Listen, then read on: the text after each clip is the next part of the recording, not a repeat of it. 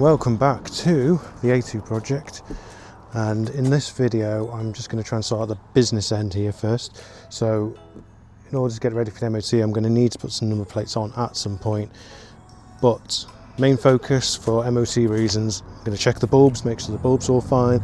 I've got some new ones I can probably swap in, but what I want to avoid is on the other A2 it failed on an indicator bulb not being orange enough, even though it looked perfectly orange to me. So as mentioned in the other videos, if I take it for an MOT and it needs a retest, it's half the MOT fee, so it can be £25 for the sake of a couple of pounds worth of bulbs. So I'm going to get those done. As well as that, we have a load cover to go in, because this particular one didn't have one. So we're going to complete things off a little bit with that, check the bulbs, and I'm going to move into the front of the car and then some bits inside. So I think let's get it out of the way, let's get this load cover in. And I haven't opened it yet, so hopefully it's all good.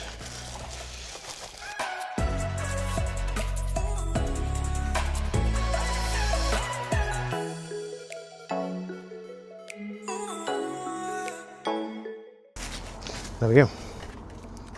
So try and stick him in this way.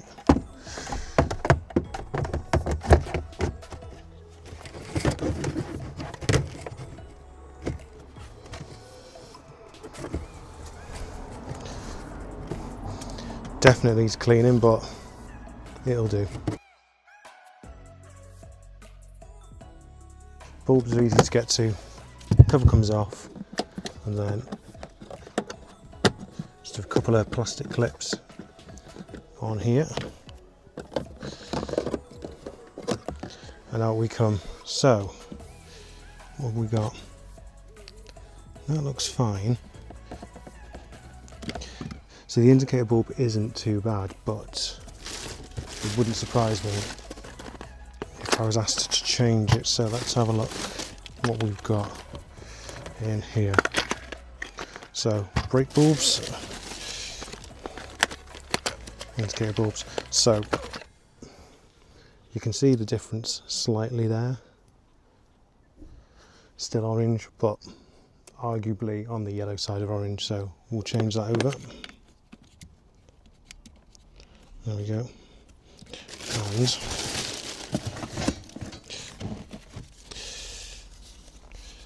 just clean them off, and then this one isn't too, it's obviously working, but I think I'm going to change that one anyway, because it does look slightly on the darker side. So again, just a real small difference. Don't know if you can see that on the camera. It's almost like a smoked tint to it, which could mean it's on its way out. So let's swap that bulb over.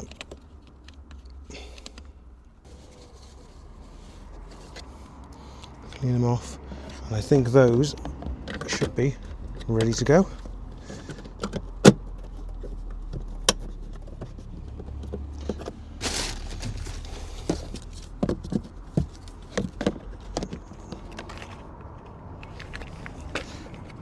Again, to compare, this is the other side. I think that one's okay. It looks pretty much the same to me, so don't need to do that one. But what I would say is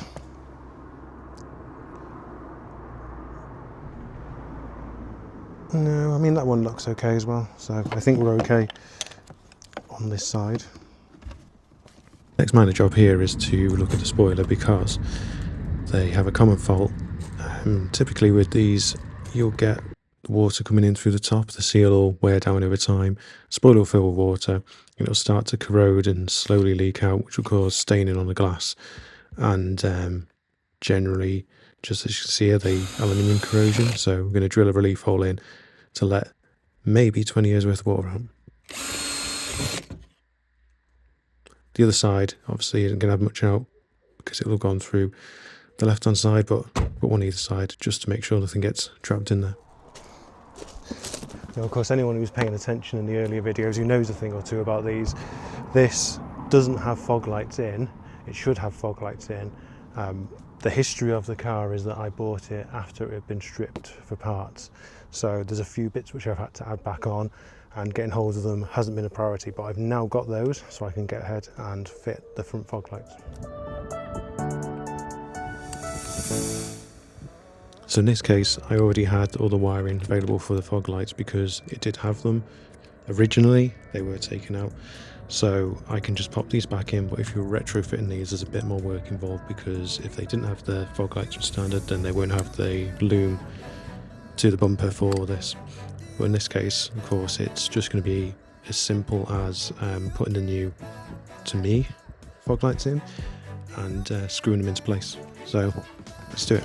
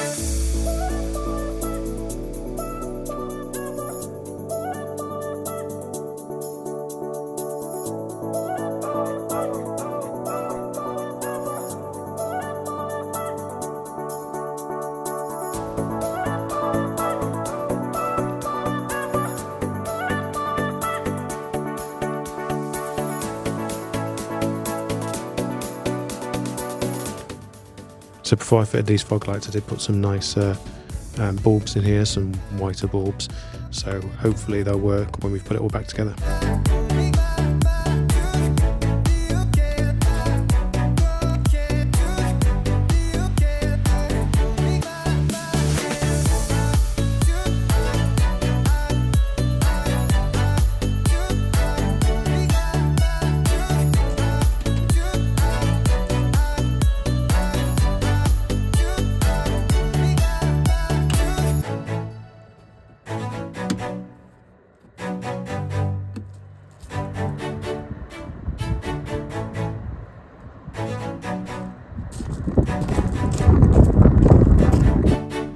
So next I want to look at these headlights.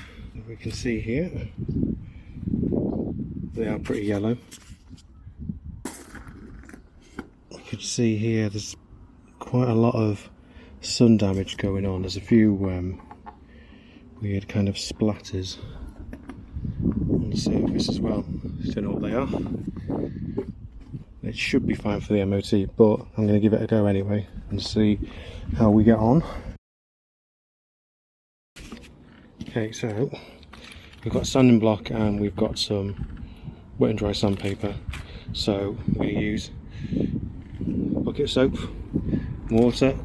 I'm going to start sanding down the lens and see how we get on. I'm going to have to mask up around here. I'm not going to take the headlight out because it'll sort of be harder for me to do it, I think.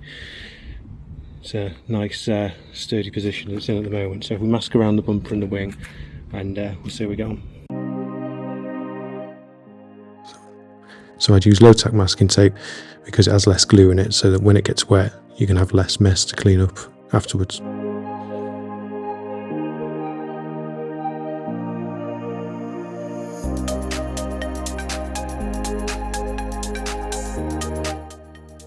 And as you see here, when we're working with the 800 grit, you know you're making progress because like a cloudy liquid will start coming off, which is basically the damaged layer. And as you're sort of sanding away, you want the plastic to sort of start getting less transparent. It'll go a bit cloudy, and that's really the aim of this here. You want to sort of rub everything all down until it's all uniformly dull and working through the grits.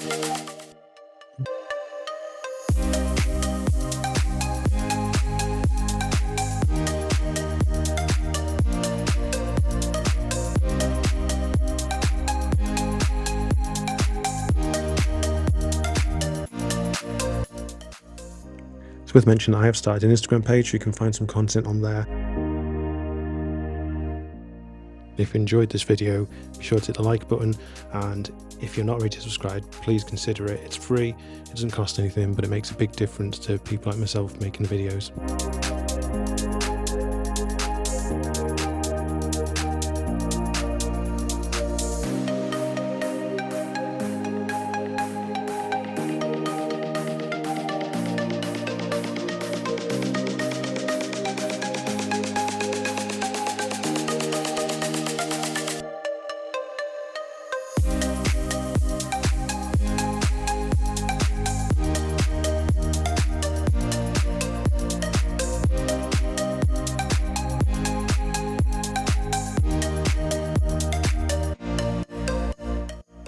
So by the time we get into this stage, it should all be quite a foggy, uniform finish on the lens. And we can start rinsing it off, dry it, and then get ready to do our polishing.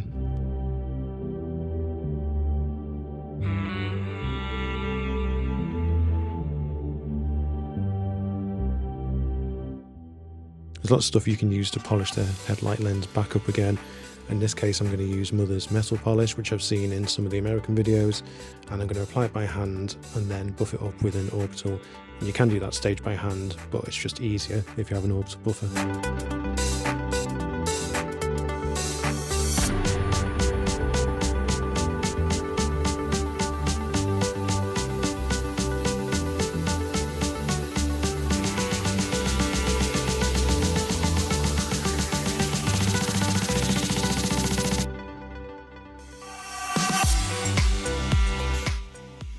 Now if you do use an orbital, it'll get the surface really hot, and it's only plastic, so as you've seen there, I'm just going to keep wetting the lens to make sure it doesn't overheat and start melting.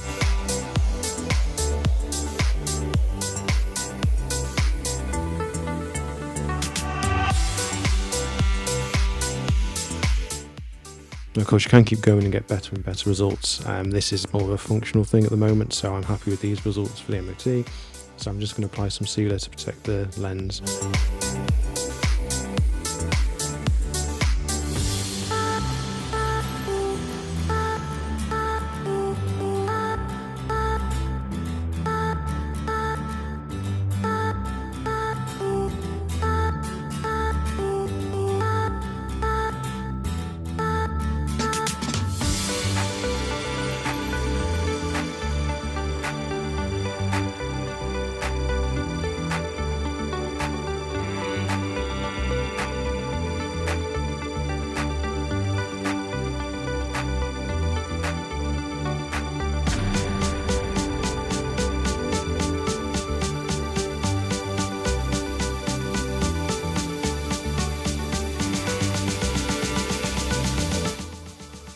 So here's a quick idea of the comparison before and after from the same angle. So I'm pretty happy with that, and I can move on and do the other side.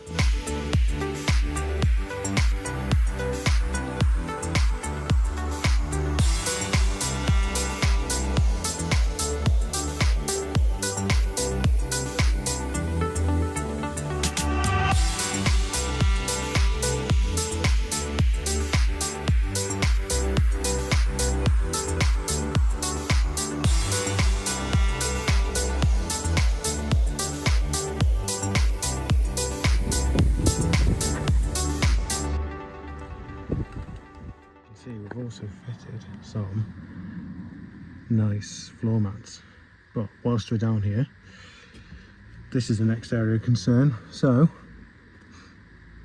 this is basically the fuse box cover. It has a hinge at the top and it clips into these bits here. That's really common for them to break off. So rather than try and find one that's in good condition, that's got all the bits intact, I've 3D printed a repair to this. So I've made it a little bit more robust than the original one, but that might work against me if it's not flexible enough. But it should. There we go.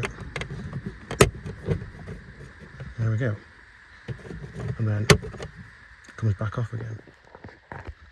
So anyone who might have noticed in the earlier videos, the stereo isn't in the best condition. It was missing one button and the other one was pretty worn. So I took some measurements and I've drawn what I think is capable of being 3D printed for a similar sort of style of control knob. So I printed 2 of these off in PETG, which is more sort of UV stable, better for a black item in a hot car, let's say.